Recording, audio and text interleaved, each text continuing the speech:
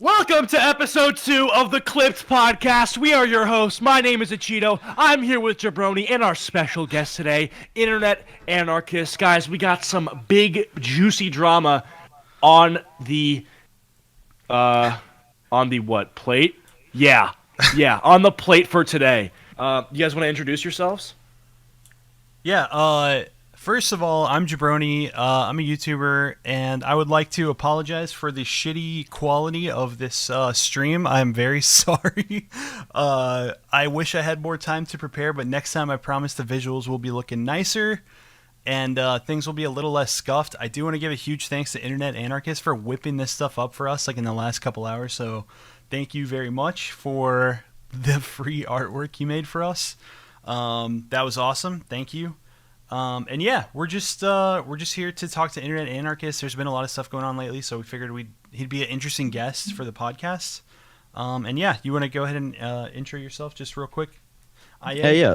So thanks for having me, guys. That's first of all, like, I really appreciate you guys reaching out, and I think this will be a lot of fun. So yeah, guys, I'm Internet Anarchist. I create weekly YouTube style documentaries, and yeah, this podcast is gonna be very spicy.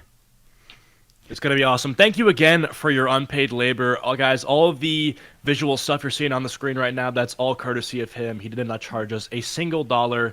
And yeah, we've basically kind of exploited him for his artistic talent. So that's pretty much it, so good stuff. That's really the basis of this podcast is unpaid labor. That's really the most important ingredient.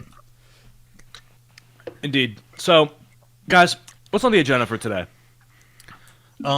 So just so viewers know, this is probably not going to be a super long podcast. We're all super busy, so we're going to try and keep it pretty concise.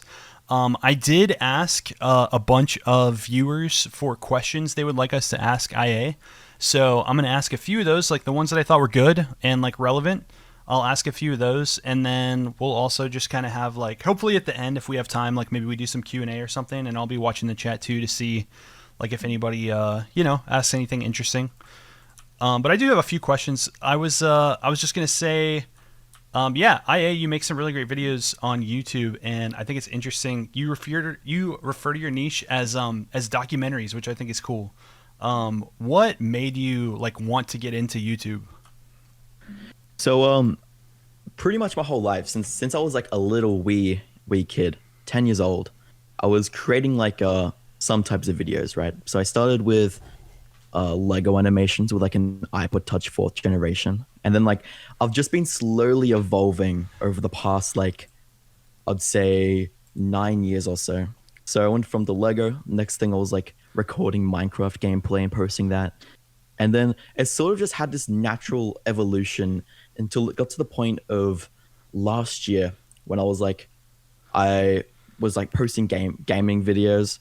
And I got to the point where I was okay, I want to start something new. I want to start something that is extremely versatile, so I can talk about whatever I feel like talking about.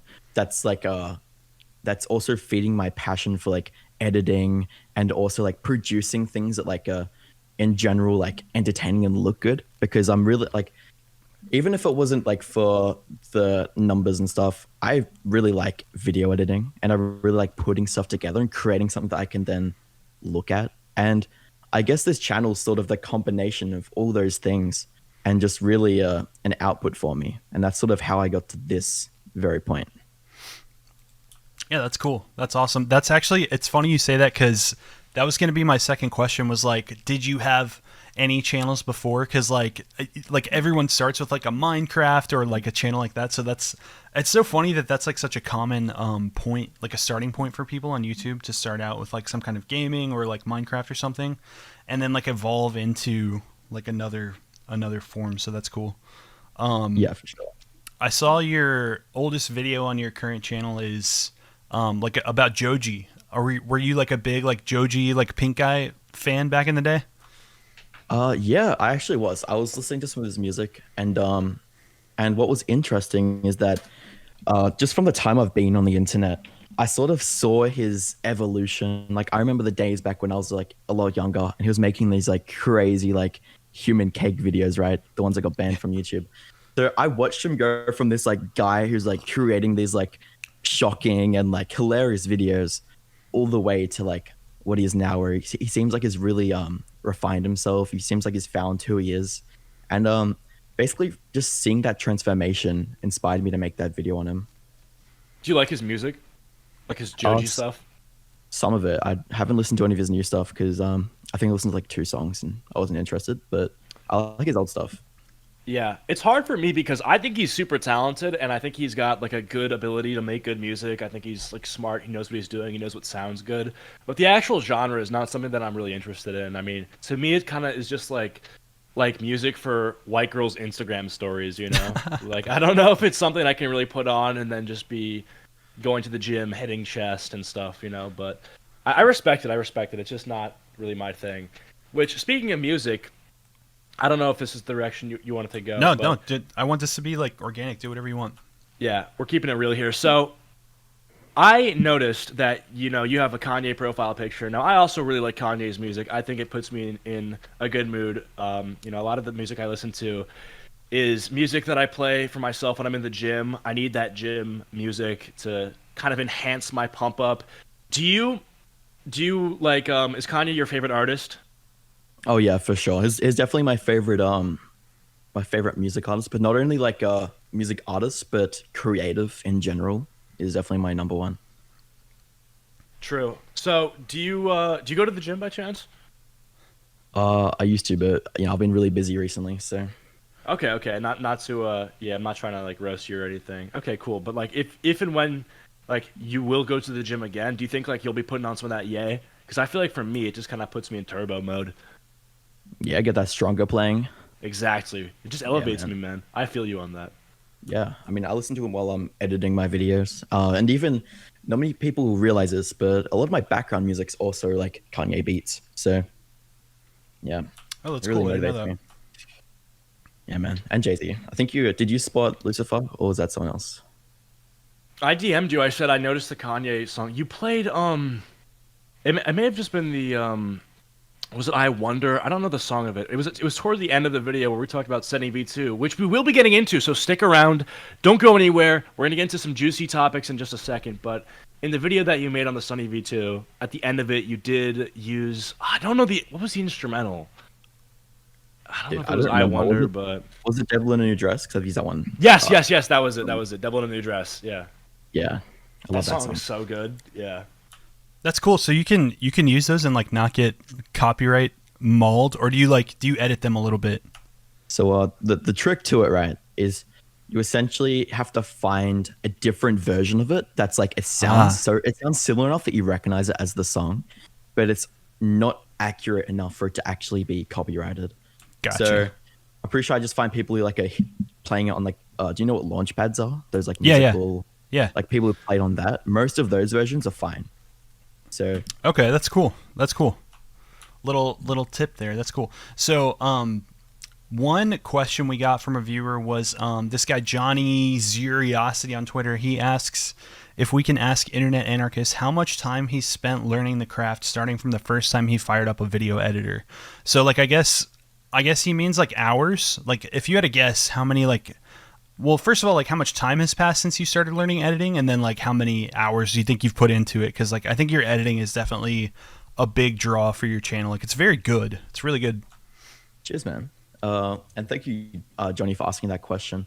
So, I suppose I started editing like 9 years ago, but when I really got serious about it, when I started looking into different softwares to use and different techniques, that would have been when the C word hit, right around 2020, and I was living in Germany at the time, and I was just essentially stuck inside for several hours a day. Like when everything was first going on, it was like guys stay inside, don't go out for anything. There's like online classes. I was doing school at the time over there. There was like online classes, and I essentially just I was like, you know what?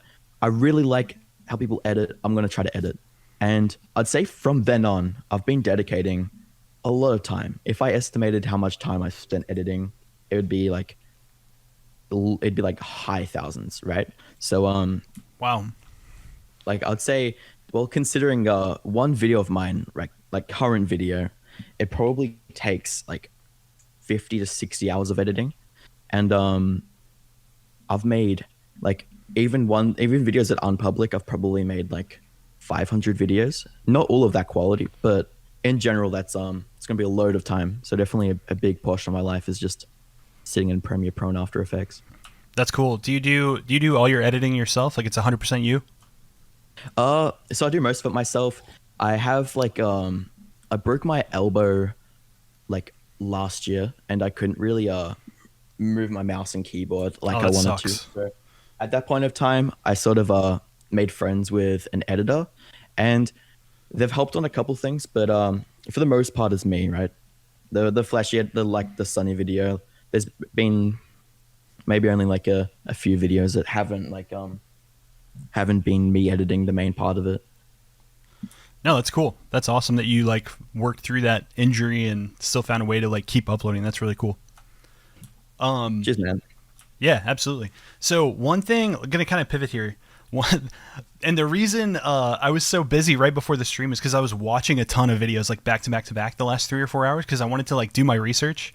All And right, yeah. like another topic we got a lot of questions on was the Tekkitrealm. Somebody you've made like 3 videos on, and he's admitted to faking a lot of stuff since you made those videos.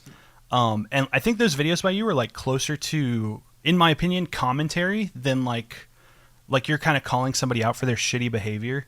What, like, would you agree? And like, what inspired you to make that like style of video?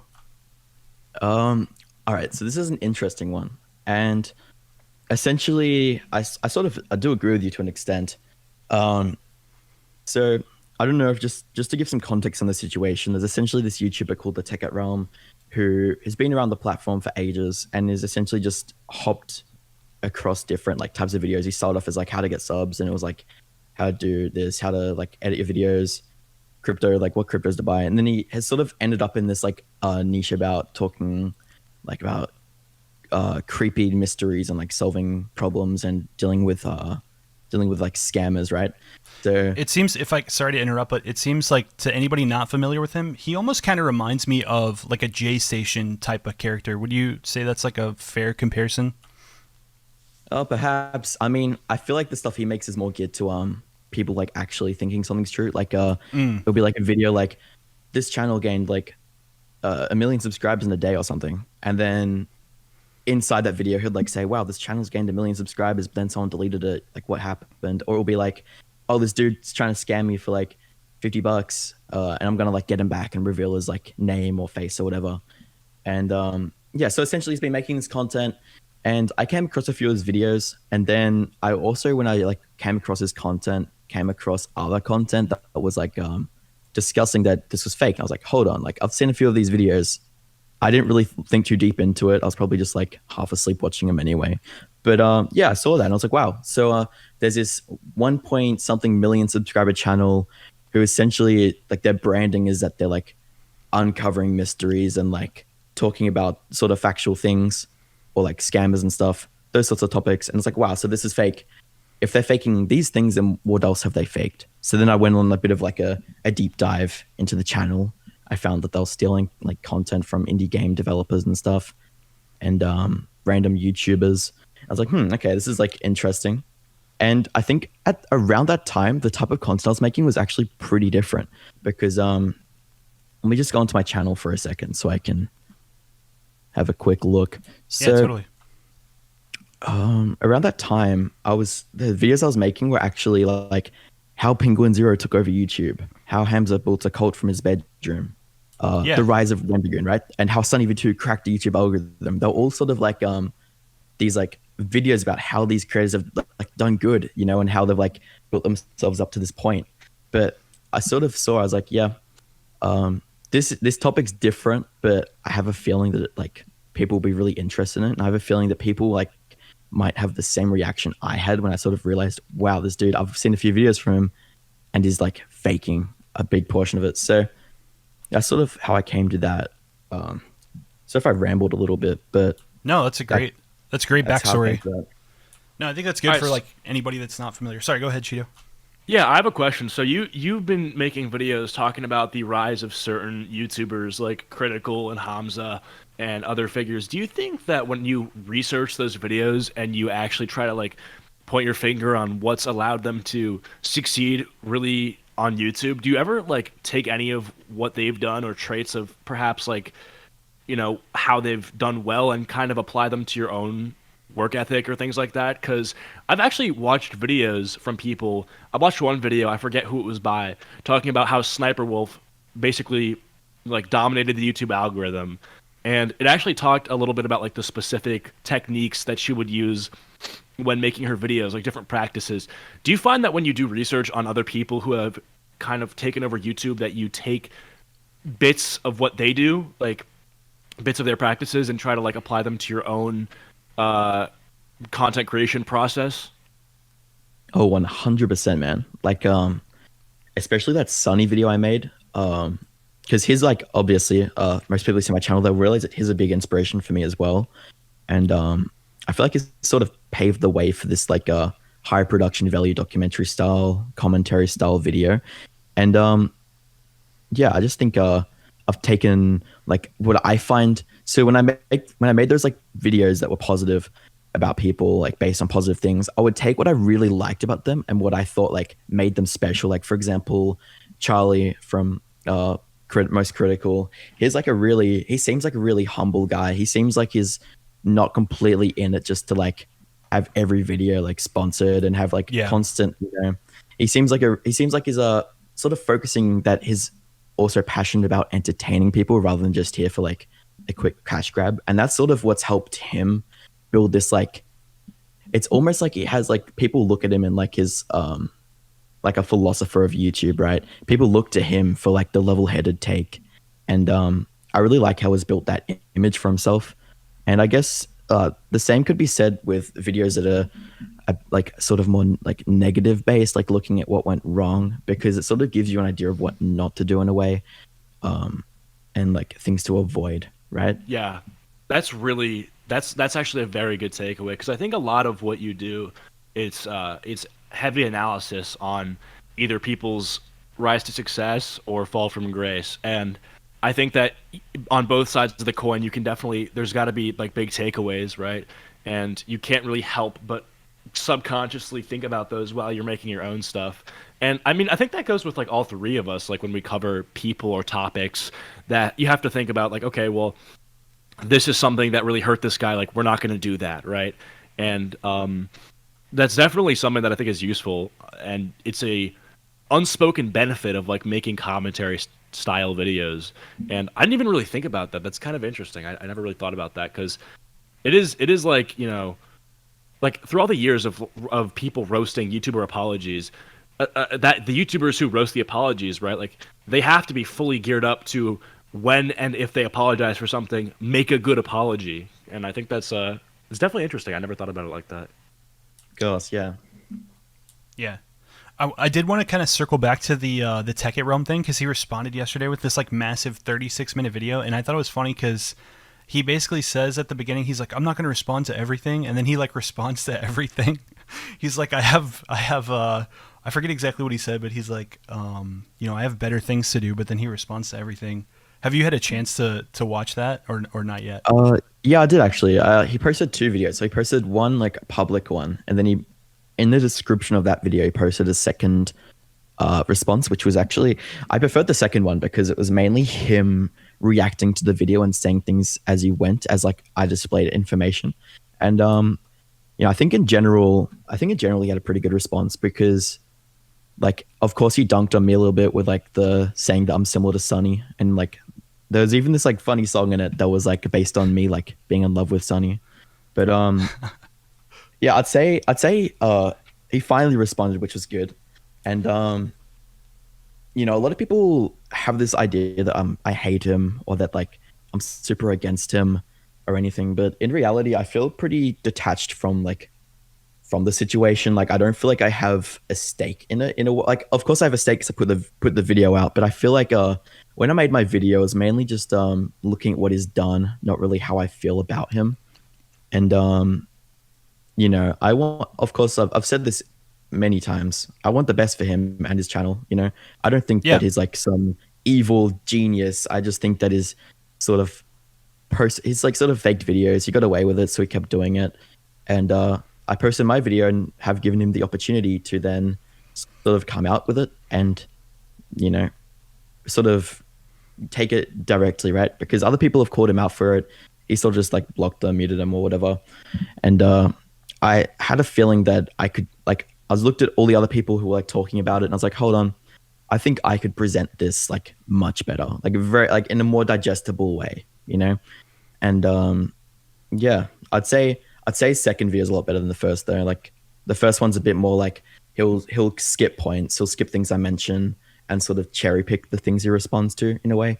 But yeah, that's my take on his response. I'm not going to post another video about it, but I think it's a really good place to end it. Is him admitting to like, because he admitted to most of the stuff he did. He And did, yeah, yeah. He in there, he almost like at the very beginning, at the very front, he admits to like he basically says like, oh yeah, like 99% of the stuff he said is true. There is one thing he said that like he said somebody sent him the 2018 YouTube rewind and he didn't intentionally steal it. Do you think he like got that wrong, or like is he misrepresenting something, or do you think that's legit? I mean, if it was like me making a speculation based on my thoughts, right, and not just like, because if we're just going by the facts, no one can even say that he did or didn't get sent it, right? Because only he can know that. Like I can't know if he got sent an email, but based on the fact that he's like used that excuse several times for other things, right? It seems like it's a bit of an easy way out. It's like, okay, I posted this stolen content and I got struck down. Like the easiest thing you could say is that, oh yeah, I got emailed that, right? A fan told me to post it. Like in reality, I think at the end of the day, it's the creators. Like they should be the ones who make sure what they're posting is okay. But yeah, that was an interesting take, and I think a part of that I actually missed out on some of the context on that of what happened afterwards, where he actually like sent a donation to the guy who striked him down for the video, and they sort of like solved things. But based on the information I got from like a Reddit post and from another video at the time, like from the videos I watched from the period that I saw, like it wasn't resolved, right? And it was like this dude stole the video. He has a massive massive fan base, and this dude only had like 50 subs. So I don't know. That situation was interesting, but it's really like you can't say like I personally wouldn't take his word for anything, just based on the fact that it's taken him this long to actually admit that he's faking stuff, and like he even went to the extent of. This is another thing. This is relating to that. But at the end of the second video that he posted, linked in the description, he actually showed the comment. Do you know how you can block comments on YouTube? You can like blacklist words. Yep. Yeah. He showed that, and he included like words such as fake, lying. Like I saw that in your video. It's crazy. Yeah, and when I said that in my video, I couldn't tell every word he blocked, because the only way I could do it was commenting and then seeing on another account if I could see it. And I knew that he blocked like scam, fake, lies, but he also just blocked some random some tweet that he tweeted about like how fake videos like cringe or whatever. He like blocked those words because I had that included in my video, and it became like this copy pasta meme of like TheTekkitrealm saying that fake videos suck or whatever and that you shouldn't be making them. And he blocked that as well. Like he was just blocking like the most random things from my video. Kind of reminds me of like Cheeto. Does that remind you of like Pokemon like blocking like the word tier 3 like in her chat for a while? Do you remember that? Yeah, of course. I just thought, yeah, it never does anything well for you. Like, you're not doing anything to defend yourself by just silencing what people like. If anything, it's confirmation bias, because if people already think you're faking videos, and then you've blocked the word fake, it's like, okay, then really, like, bro, what are you trying to hide? It's so obvious, right? Like, you got to be insecure about that if you're trying to completely silence anyone even mentioning it, you know? Right. I don't know. It just makes me like. I just, regardless of like, even if you're in the wrong, whenever people like block words or block comments or like do any of that to try to like, you know, stay optical, it's just it's just so disingenuous. I feel like it never really produces any like good outcome. I feel it's just a cheap tactic to try to make it go away. Yeah, I feel like sorry, go ahead. There you go. I feel like it always hurts your credibility. Like if you block words and block stuff like that, like it never helps your credibility, like to suppress. Now, if people are posting your address and shit like that, okay, like duh. But I don't know. I feel like that's a pretty obvious sign of like, what are you hiding? I don't know. Oh yeah, I mean it's Yeah, distraction effect, right? So it's when like you're trying to hide something, then people are going to actually look and try to find more, which is essentially partially why I made my video, right? Because I could see that he was like trying to like hide stuff, and it sort of made me more curious. I was like, okay, well, what else is he hiding? You know? Yeah, like what else is there? So yeah, I wanted to pivot really quick. Your most viewed video right now, IA, is how restoration videos are faked. It's got 2 million views, which is awesome. What inspired you to make that video? So that video I was inspired to make because honestly, this video is really interesting because I had the idea for this video like months and months before I made it, but I was like holding on to the idea because I was like, this is not the time to release it. And I was at the time only making videos about like other creators or like influencers, right? And I was like, I gotta hold on to this video. I gotta post it at the right moment. So I held on to this video idea, and then a couple months go down the line, and I'm like, okay, I'm gonna make this video. And I think the initial thing that inspired me was I saw Pyro Cynical on his like Pyro Live channel talk about this like topic. I was like, interesting. Like, no one's covered this in like a very consumable, uh, high editing production value type way, right? And I was like, I could turn this like this situation, which was only at the time like something talked about by a couple of commentary YouTubers, like over face cam or over gameplay or whatever. I was like, I could turn this and like create it into like more of a story, more of like a documentary style video, and that's sort of where I came to that. And also, big shout to SunnyV2's primitive building video because that also inspired me. I was like, wow, like Sunny every time I see him is coming up with some like new interesting idea and finding a way to like take his content to a different audience. Like if you see, he went from posting like only about YouTubers to then posting about TikTokers to then posting about like random celebrities, right? Eminem, James Corden, to then posting about like lottery winners. You know, he's just always finding a way to innovate his content to like target a different audience. And I thought, wow, I could definitely target like a really broad audience with restoration, like with a restoration documentary, right? So that's sort of like what inspired me to make it. That's cool. That's cool. Yeah, I think I've definitely like in that aspect been inspired by his channel too, because like the videos I make are like somewhat similar. Like I would say like in the same genre, and it's been interesting to see because like a lot of the advice that I read, like when you look at like advice for like YouTubers, is like, oh, like you have to know your niche, you have to like really make videos for your viewers.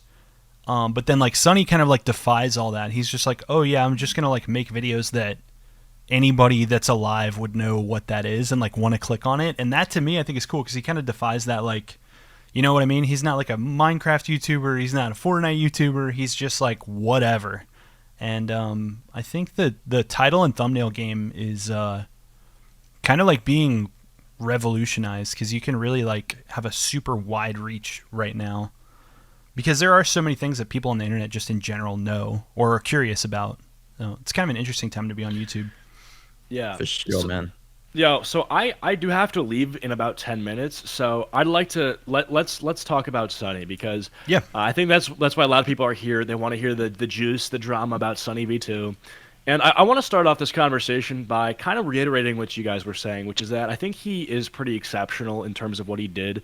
And I gotta say, like, I've definitely not given him enough credit for where it was due. If you just scroll down to the bottom of his channel to see his like first videos and like his first batch of videos that were really doing well, I mean, they're all, I mean, over 1 million views. So when I say doing well, I don't just mean like, oh, they did okay. Like they've done very, very well from the start. But if you look, I mean, you'll see a trend early on where he's usually got a red downward graph followed by someone's face on the right side of the thumbnail. So it was very formulaic, it seemed. And this formula of like the downfall, and it was just like someone's face, red arrow down on a graph, someone's face, red arrow down on a graph. It seemed to have been working, so in order for him to have changed, it was likely just because he wanted to be ambitious and try out new things. And it's like you were saying, people have been told on YouTube to make videos for your audience and your niche, or even if you're not told that, you're sort of just like numerically you're like numerically suggested to do that, right? Because if you do like a Roblox video and your Roblox video gets a million views, there's like all signs point to you making another Roblox video and that being the most successful because it's like, okay, I did one. Why would the second one not do well? And it sort of seems like that's the trend that a lot of people follow, rightfully so, not bashing anyone. But for him, I could have easily seen this guy just sticking with the route like for another year of just doing like downward graphs and stuff, you know? But he's completely switched it. And like, yeah, I guess like every now and then he can still use that, but he's definitely been very creative. And it's like you said, he's covering topics that would not usually be something that like a sort of like YouTube drama channel would cover. Like he's talking about like Pizza Hut, he's talking about Planet Fitness, he's talking about Gordon Ramsay, you know what I'm saying? So it's all these things that are, I think it's cool to see because you don't really get to see it that often. Like, I mean, I just know myself, I haven't talked about like Planet Fitness or Pizza Hut or anything like that. So, you know, credit where it's due. I think he definitely is doing something pretty remarkable, or at least like his shift toward like more mainstream, like wider audience has been very successful, and he gets all the credit for that. So just want to put that out there first.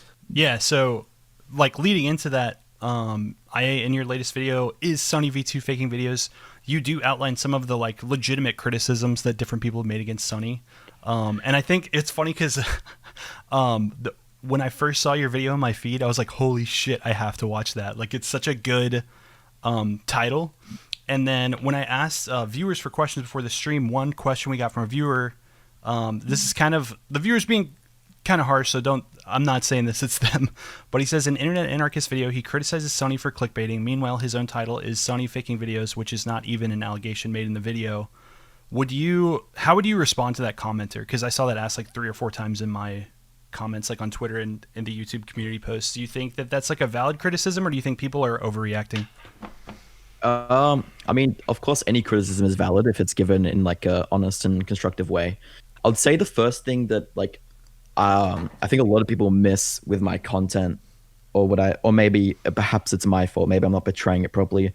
But my video was first of all, the title is like posing. My title isn't SunnyV2 is faking videos. It's more posing the question if he is, and obviously that was partially done because like who can't click on that, right?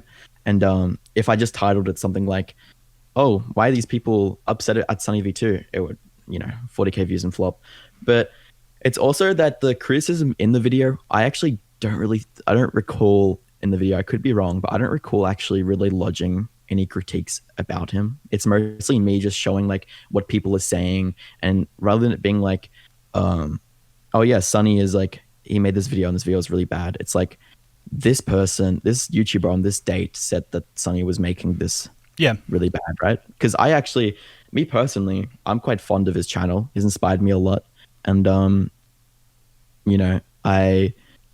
don't like have this resentment towards him or his videos. And the goal of the video wasn't for me to critique him. It was more of like covering, because there's like, I was looking at the situation about it and I was thinking, wow, there's so many different like people saying like these things like about him, right? What if I just made one video and I like compiled the general like surface level information from all these creators and like put it into like a video, so people, instead of like having to watch 5 videos to find out what's going on, they could just click on this video and like be like, oh wow, so this is the general situation. And then if they want to look deeper, they can go to like any of the YouTubers like I shouted out or like mentioned in the video, right? Yeah, I do think yeah, 100%. I think though, like, I call it the Ancient Aliens approach, where they like, I don't know if you ever watched that stupid show on History Channel, but they're like, did aliens make the pyramids? Like, that show can pretty much say like whatever stupid shit they want as long as they phrase it as a question. I'm not saying that's what you did, but I mean, could you see why commenters would say something like that though? Oh yeah, for sure. I mean, it was definitely like, I definitely was aware of like when I posted that, I was like, yeah, okay, this like point of is he faking videos was only really mentioned it was mentioned like at the start, and then it was mentioned as like the final like sort of question posed, right?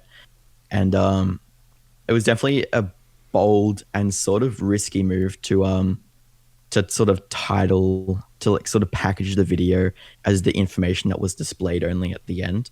But especially considering that the main part of the video is really like the main meat of it is really like the middle parts of it where it's like the lead up, right? Because I sort of went in a chronological order of the videos made about him, leading all the way up to the point of like a week before, like literally a couple weeks ago, right?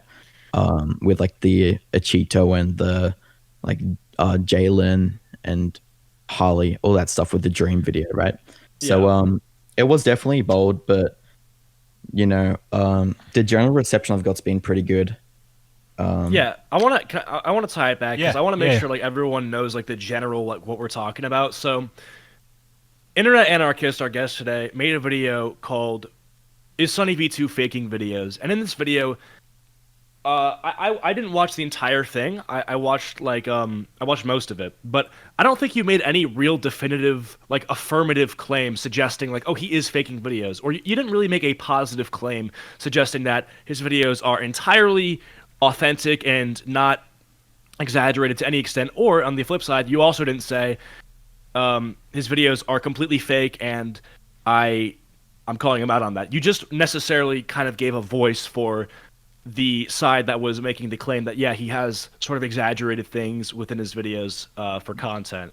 You know, am I right in saying that? Yeah, and I'd say the like whole like fake video, the whole that part of it was I'm not sure because if you didn't see the whole video, you might have missed it. But there was a part of it that was talking about this video he made on EDP, which was yeah. That was a very valid point. Yeah, I did see that. it was yeah, so it's saying EDP is like in prison, finally in prison, and there was the whole video was sort of based around the fact that EDP was in prison, and the Beak, who's like another commentary YouTuber, he made a really good video on that. And I thought that his point, his like criticism of that was very valid. That the video sort of had no base to it. That it was sort of it was fully relying on speculation and like some random video of some random dude saying that, oh yeah, he's in jail. Like, trust me. Like that was the source for that video was like, trust me, bro. And that's what I like discussed. That was like the final point of the video. Like the whole time I was sort of leading them up to this question of like, okay, but is he faking his videos? And that was like the final part of like, okay, so faking his videos, how do you fake it like a this sort of niche video, like a commentary video? You would have to like bend the information or you'd have to Yeah, like say things exactly. that's not true. So And that's maybe the a better thing. word would have been staging, but I just chose the word fake. It's like it's just what I thought of, you know? Yeah. So for the claim, right, is Sunny V2 faking videos? I don't think that I or anybody has really made the claim that he's like straight up faking these videos, right? Personally, my diagnosis is that Sunny V2 has terminal exaggeration syndrome. And I think that whether or not he's doing it consciously or he's just like part of his dialect to exaggerate certain things, I think either way it has the same result. So for me, the point that I brought up in my video about Sunny V2 is that when he spoke about Dream's face reveal being an awful decision, he was just it was highly just exaggerated, and I just clowned on it because he says within the first he said in the first 5 seconds, Dream's face reveal could qualify as the worst decision a content creator has made. And I'm just sitting here like, no, it couldn't, right? Like that's just, I mean, truthfully, I could probably think of 5 things off the top of my head. I mean, we were just talking about EDP. Do you not think EDP going to meet a minor maybe outdoes someone showing their face as the worst decision a content creator has ever made? So I think in that sense, like it's hard for me to say that, oh yeah, like this is he's faking this video, but and again I also don't know if him saying it's the worst decision a content creator has ever made. Personally, I don't know if it was like his version of like hyperbole or like he was just being satirical and over the top or if he like genuinely thinks that. I don't know. And that's the tough part is it's like for him, my takeaway was that he makes documentary style videos and his stuff kind of comes across as pretty like impartial. Like he's not really there to like show his side of things. You know, he's not really here to give like his opinion, but rather like neatly show an order of events and kind of like have the nice editing to accompany that and to give a sort of like thorough step by step or like instance by instance of like whatever he's talking about, not really like to give his own take on it, which is no hate to him. Like he can share his opinion on stuff, but when he does, if he does, it's sort of hard for me, I feel like, to hear it as that because I've always seen him as like this like impartial news reporter, in my opinion. Yeah, So, before I don't know. we go, sorry to jump in, but before we go any further, I just want to let everybody in chat know, and like other people who end up watching this VOD later on the Clipped YouTube channel, subscribe by the way. Uh, we did talk to Sunny offline before this, and we did invite him on. So I don't want anybody to think that we're just like talking behind his back without like talking to him first. He was very nice, he was very cordial about it, but he politely declined. And I don't think anybody in this call has any ill will towards him, so I just wanted to throw that out there. But he's super cool. I'm not gonna like post a message or anything because it was a private Discord, but he was very gracious about it. So yeah. Yeah, and I truly don't even dislike him. I just think like, well, I think there's two problems, right? I think the first thing is that his fan base is large, and I mean that's really it. I mean it's large. When you have a large fan base, regardless of what you say about a person, if it's negative and that person has people that like them, they're gonna go to bat for them, and that's always what's gonna happen. Like Internet Anarchist, I noticed that your video just had like 500 dislikes, and those people likely didn't really watch your entire video.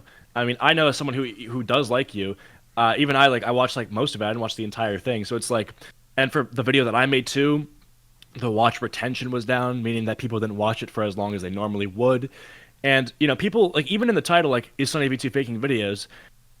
Merely asking that question could come across to a SunnyV2 fan as like raising into question his legitimacy, which could upset them, and they could just like leave a dislike. And that's sort of a problem because I don't like having to sort of like cleanse my opinion on somebody or somebody's actions just out of fear of like backlash, especially when I think the criticism that I might have for that person is legitimate. Like in this case, I literally had to change my title from Sunny V2's worst video to Sunny V2 got this wrong because I got like a couple hundred dislikes. I mean, did I have to change it? No, I didn't have to change the title, but I did notice that the moment I sort of cleaned up the title to make it seem like less, I guess, harsh, that the dislike ratio went down. I got more likes than I did dislikes. Like it was at 90%, and then it went up to 92%.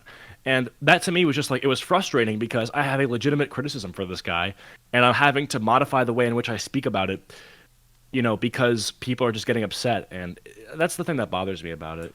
Well, that's actually a perfect segue into the next thing I wanted to ask about, because like I think on YouTube, even calling someone's credibility into question damages it, because people just look at titles and thumbnails and they just assume they're true. Like they don't even, like you kind of like you said, like they don't really even watch the video a lot of times. They just go, oh shit, whatever. They see the title and thumbnail, and I do the same thing. Like I can't be hard on anybody about that because I have titles like Twitch's darkest allegations and like how one tweet destroyed, like you know what I mean. Like like everybody fucking does it. So I'm not. Right. I can't dunk on anybody for that. But I think who do you guys feel like bears more responsibility for that? Do you think that viewers or creators have more responsibility for what people believe? Because like kind of going back to that thing of people just read titles and thumbnails and think, oh, that's true. Or like when you see those tweets where one bad allegation comes out and you see all these like kids going, oh, well, I guess I'm unsubbing. Like who bears the responsibility for that, creators or viewers? I'd say that it's sort of a mix of both, right? So for this video, I'm aware of that. So if I'm like gonna post a video on someone who I know, I'll like message them first, right, and make sure that like they know it's coming, and sort of just get how they feel about it. For example, with this Sunny video, I reached out to him before I even posted it, and I sort of just explained what I'm going to be talking about, and just sort of made sure that there was no bad blood, right? Because I do understand how that sort of works, how audiences can perceive things and then act on their own accord. I think it depends how radical you are with your titles, and like how like are you gonna, like, if someone's like, for example, let's look at the Andrew Tate situation, right? Yeah, There's good example. a lot of he got arrested, right? And that's sort of the latest thing. He's arrested, he's under investigation for things. But you could immediately, if you like search his name, you'll immediately see like dozens of videos that are like just outright saying, "Oh yeah, human trafficker," right? And people watch that, and people who haven't done their own research, they probably won't even realize that to this point he hasn't been charged for anything, right? And outside of like this whole internet world, for most people, like if you haven't been charged for something, they wouldn't like immediately say you're like guilty of it, right? Because we have this like whole thing Yeah. of like you're not guilty and like you're innocent until you're proven to be guilty, right? And I'd say that that situation when it goes onto the internet sort of flips around, where it's like if something's titled something or like branded something, or even a video that's like not got the right information, there's still going to be like that group of people who will like believe whatever it's saying, or like who won't even watch it but will then take that information and then sort of like add their own thing to it, and like it sort of spirals into this like circle of like information which slowly evolves and turns into something quite negative for whoever it's about. Yeah, I've got to go in 2 minutes, but I want to answer that question. You asked if it's more on the viewer or more on the creator. I definitely think overall it's more on the viewer. I mean, I think people are so very like just very quick to jump to conclusions, like you said. Like if you look up Andrew Tate's name and then you see like all these titles and thumbnails saying, oh, he's in jail, he's in prison, he's arrested, he's currently rotting in his jail cell, he's getting three meals a day, they all suck, he doesn't like the food in jail, he hates it, there's no Wi-Fi, he can't play Flappy Bird, right? Like you see all these things and people, they instantly just like they sponge it all in. They don't even know, like, and then you ask them like, hey, like, do you actually know what's going on here? They're like, you know what I'm saying? Like they break. And I think honestly, like, yeah, it is true that like, to a certain extent, like if you title something outrageous and then people believe it, then it's like, obviously that's on you. But I mean, this happens in the mainstream media too. It's not just a YouTuber phenomenon. Like if a bunch of publishers came out with an article saying something, you wouldn't even read them, but if you just see the headlines, you're just going to believe it. You're not going to read the articles, right? And that's just kind of how it goes. So I think it's with YouTube the same thing. Like, if like let's just say Logan Paul, like he didn't do anything wrong. If everybody came out with a video saying like Logan Paul this, Logan Paul that, and you just saw that, you would think, okay, Logan Paul did something bad, and you would think that just based on the title and thumbnails that you would see from all these people that are reputable. So I don't know. It bothers me that it's the case. But it is the case, people are they don't have, I mean, they're short attention spans. People just want to get what they need and then leave. And that's just I don't know, it's the name of the game. I wish it wasn't. But I definitely think it's more on like people. I think at the end of the day, like people should be less like just quick to jump to conclusions and stuff.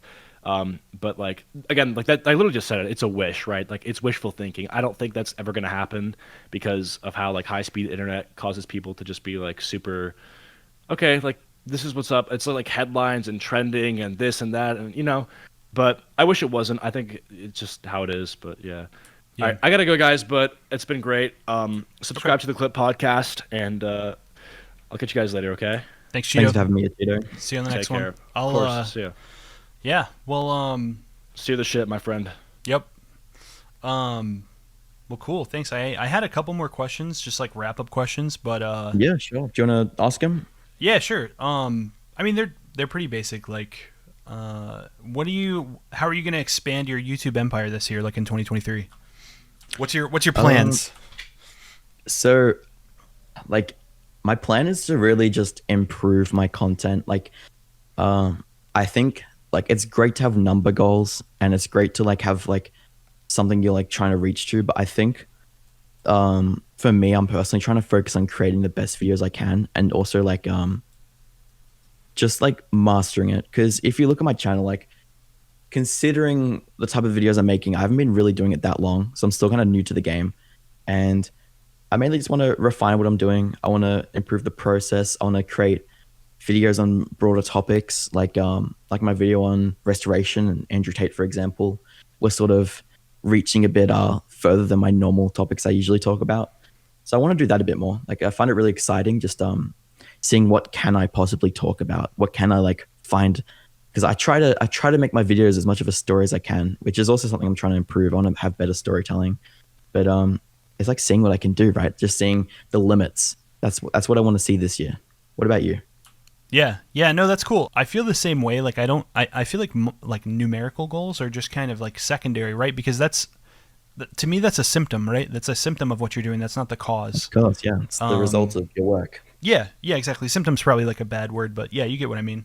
But yeah, I think I'm kind of in the same boat. I really want to. Well, I do have some numerical goals. Like, I want to publish more. Like, I think my main thing holding me back is like lack of uploads. Like, I just need to upload more because it's more data points, more experimentation, more honing, and yeah, also just like kind of similar to what you said, honing my craft. Like, I've been reading a lot of books about like storytelling and writing, and like actually trying to get better at the technical side of like storytelling and writing and stuff like that. And so I think I like at first when I first started doing that, it really slowed me down because I was like, oh, I have to like check all these boxes and like I have to make sure there's a, like a moment of truth with my main character. And so I had to kind of like take it with a grain of salt and kind of like dial it back a little bit.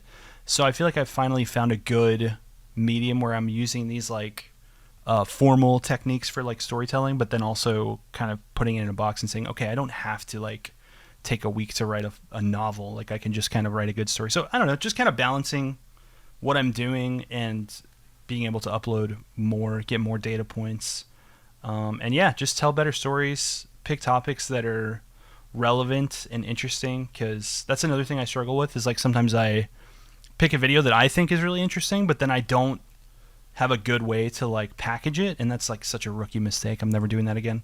Even though I've done it like pretty recently, I'll make a video and be like, oh, what am I titling this? I'm like, I should never do that. If you guys are starting on YouTube, never make a video not knowing the title or thumbnail. Like that's the first thing you should come up with. So yeah, that's another rookie mistake. For sure. That I've made a lot. But yeah. Well, is there anything that you wish we had asked you that we did not? That's a good question. Thanks. That is a very interesting question. Yeah, there's like I don't have any. I literally the most preparation I did for this was I watched your last podcast, and sorry, the quality was so bad. I'm sorry. And I mean it's fine. I was just looking at some. I was actually listening to while I was making the graphic for this, and yeah, just because I've seen like a couple of your videos, but people like are way different from like when they're talking versus in their videos. So like I had to see what like the dynamic between you and Cheeto, and like just sort of get the vibe of what the podcast is all about, because I wasn't really sure what I was like walking into. Like I didn't really want to walk into something that was like this setup thing, right? Because no, this is my first podcast, right? I'm not used to talking unscripted. I tend to like I script everything because if I like talk about something, I'll like forget I'm talking about it, and I was like ramble, right? Fair, So, yeah. No, I think this was good. I enjoyed the experience. Yeah, no, I really appreciate you coming on. You should not have been worried. You did great. I really think that like you gave a good impression of, how you feel about all this stuff, and I think viewers will appreciate it. So thanks a lot, everybody. Make sure you subscribe to Internet Anarchist. Where can people find you on social media? Internet Anarchist on YouTube, on Twitter, and Internet Anarchist on Instagram. That's it there. Perfect. Everybody go follow him right now. Yeah, I think that's going to do it for us. I'm going to go ahead and end the stream. Thanks so much to all the viewers watching at home on YouTube. And then the VOD is going to be up on the Clipped channel. There's a link in the description. So thanks a lot. Appreciate it, everybody. This was a short one, but it was a good one. And look for the VOD in the next couple days. See you guys next time. Later.